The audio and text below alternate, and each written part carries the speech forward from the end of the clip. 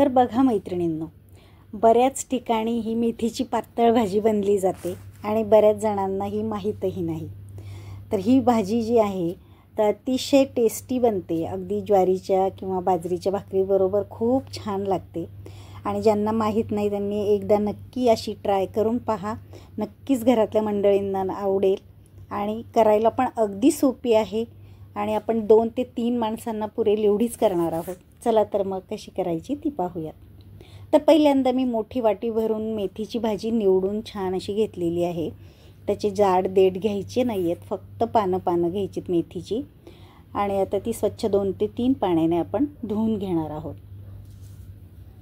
तर आता 2 ते 3 पाण्याने आपण ही स्वच्छ धुवून झाल्यानंतर ती आता आपण एका चाळणीमध्ये अगदी पाणी निथळून घेणार आहोत।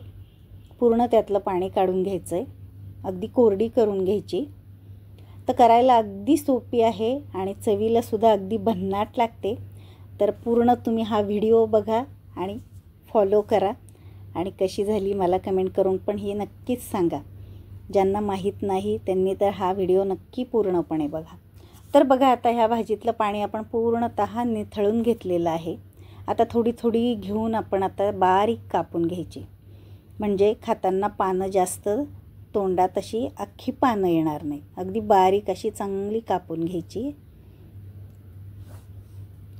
त्यामुळे ही भाजी जी आहे ती अगदी फ्रेश असायला हवी, म्हणजे कापायला सुद्धा छान अशी सोपी जाते आणि चव सुद्धा खूप छान लागते।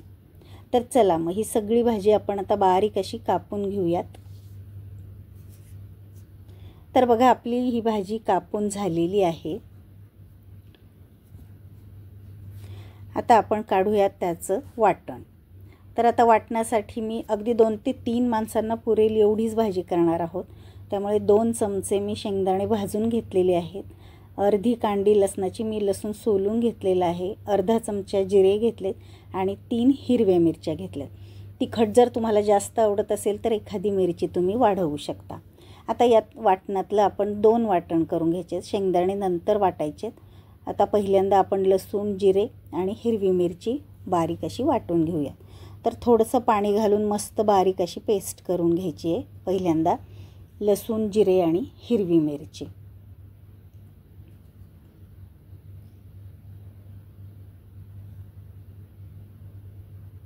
आता शेंगदाणे जे आहेत ते नंतर वाटून घ्यायचे।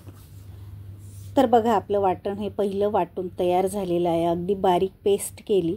तर ती आता आपण एका वाटीमध्ये काढून घ्यायची, कारण आता आपल्याला वाटायचे शेंगदाणे।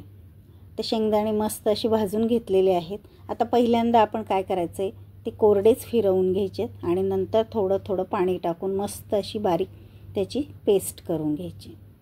तर बघा अशा पद्धतीने अगदी बारीक पेस्ट करून घेतली, जाडसर ठेवू नका शेंगदाणे। तर दोन्हीही मसाले आपले वाटून तयार झालेले आहेत। तर आता गॅसवरती मी कढई तापायला ठेवली, 2 ते 3 चमचे तेल टाकायचं आहे। तुम्हाला जसं आवडत असेल तसं तुम्ही तेल टाका आणि तेल तापलं की त्यामध्ये मोहरी टाकायची, मोहरी तडतडली की जिरे टाकायचे, नंतर हिंग घालायचा आहे आणि आता पहिल्यांदा आपण मिरचीचं जे वाटण वाटलं होतं ते त्यामध्ये टाकायचं आहे। मंद गॅसवरती ही मिरची आणि लसणाचं वाटण जे आहे छान असं परतून घ्यायचं आहे। आता यातच आपण चवीनुसार मीठ घालायचं आहे, म्हणजे जी मिरची आणि लसूण आहे त्यामध्ये तेलामध्ये मिठाचं सुद्धा जे अंश उतरतो तर मस्त चवदार ही भाजी लागते। तर आता हे सगळं परतून घेऊयात। आता परतून झाल्यानंतर आपण टाकणार आहोत त्यामध्ये ही चिरलेली भाजी। आता ती सुद्धा आपण एकदा कोरडीच मस्त अशी त्यामध्ये परतून घ्यायची। त्याला आता हळूहळू पाणी सुटतं, म्हणजे ही भाजी अगदी चवदार लागते। बघा आता त्याची क्वांटिटी सुद्धा कमी झालेली आहे आणि पाणी सुटलं आहे त्याला। आता त्या तेलामध्ये छान अशी ही परतली गेलेली आहे। तर बघा त्याला हलकसर पाणी सुटलं आहे। आता आपण त्यामध्ये टाकणार आहोत आपण शेंगदाणे जे पेस्ट केलेली आहे बारीक, तर ते वाटण टाकायचं आहे। आता मिक्सरच्या भांड्यामध्ये मी थोडंसं पाणी घालून त्यामध्ये पुन्हा टाकते आणि आता हे सगळं मिक्स करून घ्यायचं। आता आपल्याला जसं हवं तसं आपण गरम पाणी त्यामध्ये टाकायचं आहे. म्हणजे जेवढा आपल्याला रस्सा ठेवायचा आहे तेवढं पाणी आणि अजून जास्त पाणी, म्हणजे भाजी शिजेल एवढं पाणी. अशा प्रकारे आपण आता अंदाज घेत घेत गरम पाणी त्यामध्ये टाकायचं आहे. तर बघा अशा पद्धतीने तुम्ही बघू शकता. आता त्याची कन्सिस्टन्सी, त्याचं टेक्स्चर तुम्ही बघा. आणि आता आपण चांगली त्याला उकळी आणायची आणि भाजी छान अशी शिजवून घ्यायची. तर गॅस एकदम बारीक ठेवायचा आहे. तर आता उकळी यायला लागली. एकदा सगळं मिक्स करून घ्यायचं आहे आणि मंद गॅसवरती ही भाजी शिजवून घ्यायची.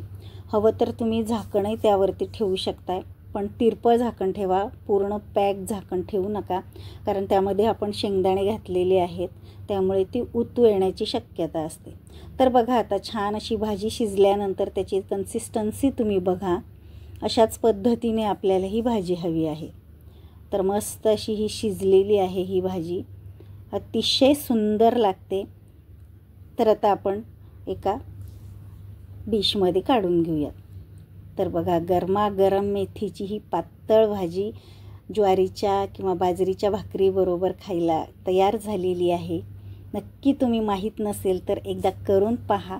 कशी झाली मला कमेंट करून पण सांगा. हा व्हिडिओ तुम्हाला आवडला असेल तर आपल्या चॅनलला लाईक, शेअर आणि सबस्क्राईब करायला मात्र विसरू नका. चला तर मग भेटूयात अशा छान छान नवनवीन रेसिपींच्या व्हिडिओमध्ये. तोपर्यंत बाय बाय, टेक केअर.